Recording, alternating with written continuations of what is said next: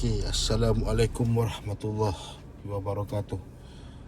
Kenapa kita tengok kita punya rear view mirror? Sebab hari ni kita nak tukar kita punya rear view mirror.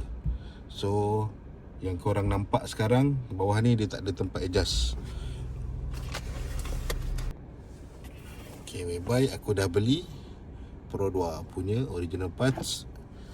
Okay, daripada Deloitte Industries yang manufacturer. So, this is the part number.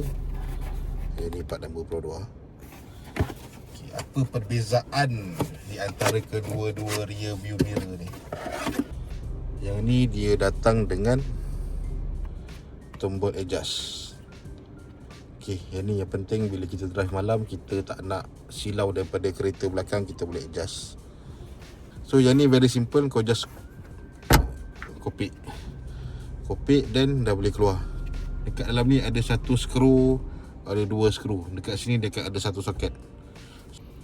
Okay, proses penukaran ni memang direct plug and play.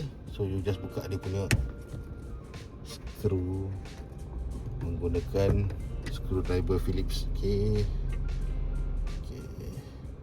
ni screwdriver Phillips. Tak nampak pula.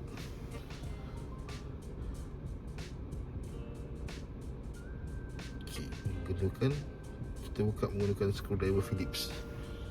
Just buka, memang sedikit ketat. Sampai habis, sampai ada power tool dia lagi cepat dah. Kita dah berjaya buka. Okay, dekat atas ni nampak ada satu soket. Soket ni kita boleh buka untuk keluarkan kita punya rear view mirror.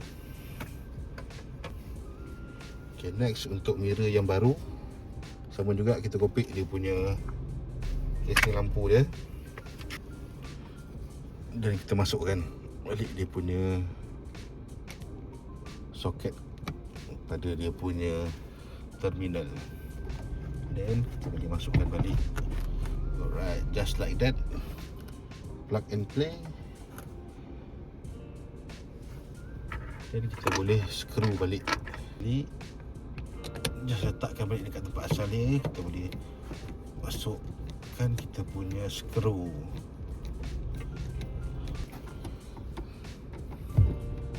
Okay, kita continue. Dan kita masukkan sebelah lagi.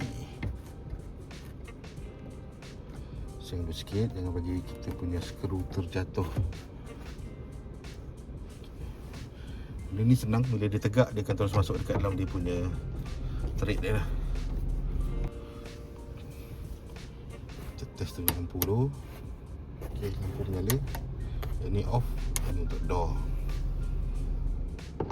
Ok, continue tighten. Yang ni dia punya ketat, kita by heart lah. Janji dia ketat, insyaAllah dia ok. So try goyang sikit, tak masalah. Dan kita boleh adjustkan semula mengikut kita punya preference. So sekarang kita dah boleh tilting. Bila driving malam, kita tak ada dah rasa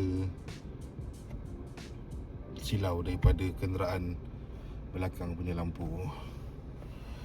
Okay guys, finally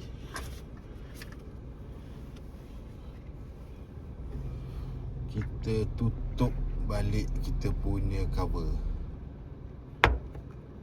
Dah siap. Okay, that's all. Thank you for watching. So next round kita akan ada few item lagi to assemble. Stay tuned. Assalamualaikum.